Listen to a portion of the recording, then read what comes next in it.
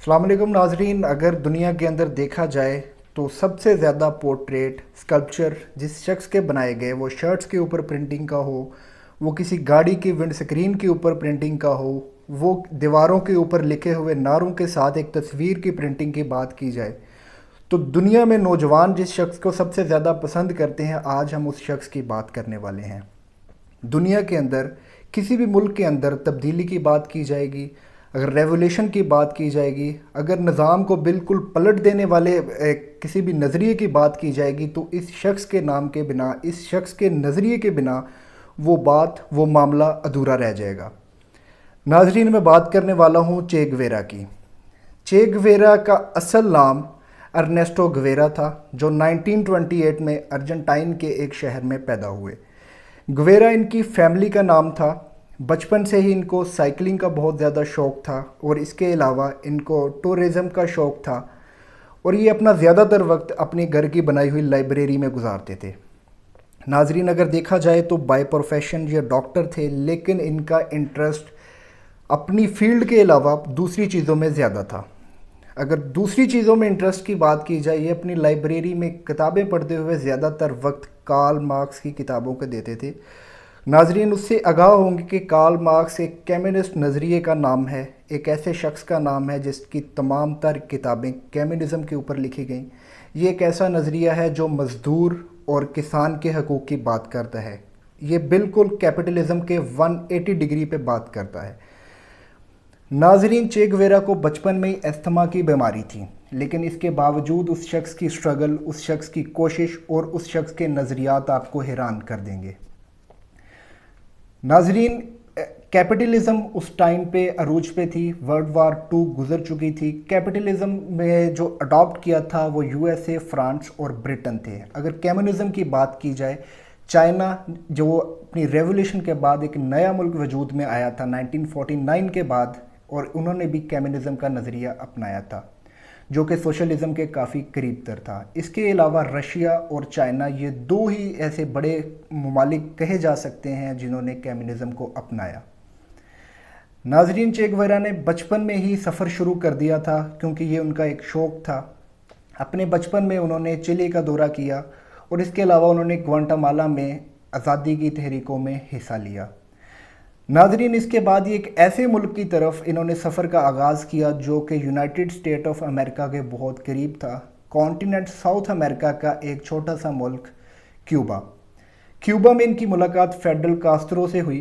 Federal Castro जो कि एक रेवोल्यूशनरी लीडर थे, जो कि वहाँ में अपने एक हुकूमत के ख़िलाफ़ एक जिहाद कर रहे थे। उनके जो नज़रियात थे वो कम्युनिज़म के करीब थे। जो कि उनकी हुकूमत थी वो एक कैपिटलिस्ट माइंडसेट की थी। उन्होंने उसके ख़िलाफ़ जो अपनी जंग शुरू की और उसमें चे गुवेरा ने उनका साथ दिया।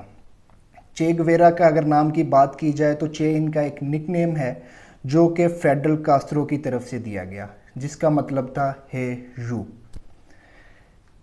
इन दोनों ने मैक्सिको में एग्ज़ाइल ली, क्योंकि ये अस्करी मामलात के अंदर इन्वॉल्व थे। इन्होंने बहुत सारे अपनी हुकूमत के ऊपर अटैक्स किए, जिसकी वजह से इनको मैक्सिको भागना पड़ा और वहाँ पे ये जेल में कैद हो गए। थोड़े अरसा के बाद कास्त्रो को मैक्सिको की जेल ने जब रिहा किया तो उन्होंने, कहा जाता है कि चे गुवेरा के बिना जाने से इनकार कर दिया।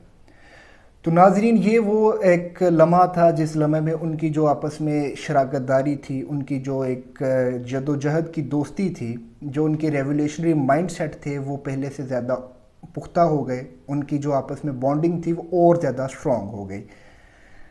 तो नाजरीन, दोनों ने वहाँ से वापस आकर क्यूबा के अंदर अपनी जो आज़ादी की तहरीकें थी, एक तब्दीली की जो तहरीकें थी, उनको मज़ीद तेज़ कर दिया। 1958 के अंदर ये अपनी कामयाबी के बहुत करीब पहुँच गए। 1958 के अंदर इन्होंने क्यूबा के जो एक ख़ास जो शहर थे, बड़े बड़े शहर थे, उनके ऊपर अपना कब्ज़ा शुरू कर दिया। इन्होंने अपना एक अस्करी विंग बनाया था। नौजवानों को ये ट्रेन करते और हुकूमत के ख़िलाफ़ उबारते, ख़ास तौर पे ये कैपिटलिज़म निज़ाम के ख़िलाफ़ उबारते। 1958 के अंदर क्यूबा का जो बहुत इम्पोर्टेंट सिटी था सांता क्लारा, उसके ऊपर इन्होंने कब्ज़ा कर लिया। यहाँ पे कब्ज़े के बाद स्टेप बाय स्टेप ये दूसरे शहरों के ऊपर भी कब्ज़ा करते गए। प्रेसिडेंट जो वहाँ के बातिस्ता थे, उनको وہاں سے اپنے پرائیویٹ جیٹ کے اندر فرار ہونا پڑا، مشکل سے اپنی جان بچا سکے، کیونکہ ان کی جو عسکری ان کے معاملات تھے وہ اس حد تک بڑھ چکے تھے کہ یہ کسی کو بھی اپنے رستے میں برداشت نہیں کر سکتے تھے۔ انہوں نے جب سانتا کلارا کے اوپر چڑھائی کی تو اس وقت فیڈل کاسترو ایک ٹینک کے اوپر سوار تھے اور اپنا مکہ لہراتے ہوئے شہر میں داخل ہوئے۔ ناظرین، یہاں پہ پاور کوریڈور کا معاملہ شروع ہو گیا۔ فیڈل کاسترو نے چے گویرا کو اپنے اس حکومتی معاملات سے تھوڑا سا دور رہنے کو کہا، لیکن جب کیوبا کے شہر جو ہوانا تھا اس کے اوپر جب ان کا قبضہ ہو گیا، جو کہ وہاں کا دارالخلافہ تھا، دارالحکومت تھا، جب ہوانا کے اوپر انہوں نے قبضہ کر لیا تو چے گویرا کو اپنی بہادری کا نام دینا نہ بھولے۔ انہوں نے چے گویرا کو اپنی حکومت میں شامل کیا۔ حکومت کے اندر ان کو بہترین اور موسٹ امپورٹنٹ جو ڈیزیگنیشنز تھے اس کے ساتھ ان کو نوازا گیا، جس میں دیکھا جائے تو فائنانس کے معاملات چے گویرا کے ہاتھ میں دیے گئے، اس کے علاوہ انڈسٹری کے تمام تر معاملات چے گویرا کے ہاتھ میں دیے گئے۔ لیکن چے گویرا چونکہ ایک ریولیوشنری مائنڈ تھا، وہ ایک عسکری ذہن رکھتا تھا، وہ سکون سے بیٹھنے والی چیز نہیں تھی، تو چے گویرا نے اس بات کو زیادہ بہتر سمجھا کہ وہ اپنی ریولیوشنری سرگرمیوں کو جاری رکھیں بجائے بیٹھ کر حکومت کو انجوائے کریں۔ تو انہوں نے اپنی ان دو منسٹریز کے ساتھ ساتھ اپنی ایک انتہائی سادہ زندگی گزارنا شروع کر دی، جس میں وہ کتابیں لکھتے بھی، کتابیں پڑھتے بھی، لوگوں میں ریولیوشنری آگاہی دیتے، لوگوں کو کیپٹلزم کے خلاف ابھارتے۔ اور اس دوران انہوں نے مختلف جو قومیں تھیں، مختلف کنٹریز تھے جو کہ کیپٹلزم کے تحت تھے یا جو کولونائز تھے برٹش کے یا فرانس کے، ان کے متعلق جانا پڑا اور ان کی کیپٹلزم کے خلاف نفرت اور زیادہ بڑھتی گئی۔ وہ اپنی تقریروں کے اندر سرعام یہ بات کہتے تھے کہ نیو یارک جیسے شہر کو صفحہ ہستی سے مٹا دینا چاہیے، اور وہ چاہتے تھے کہ یو ایس اے کے اوپر کوئی ایسا اٹیک کیا جائے جس کے نتیجے میں یو ایس اے تمام وہ ختم ہو جائے۔ یو ایس اے کی سی آئی ایجنسی نے وہاں پر ان کے خلاف ان کی سرگرمیوں کو روکنے کے لیے اقدامات کیے، جس کے نتیجے میں کیوبا کے اوپر انہوں نے ایک عسکری ونگ بنا کر حملہ کروایا۔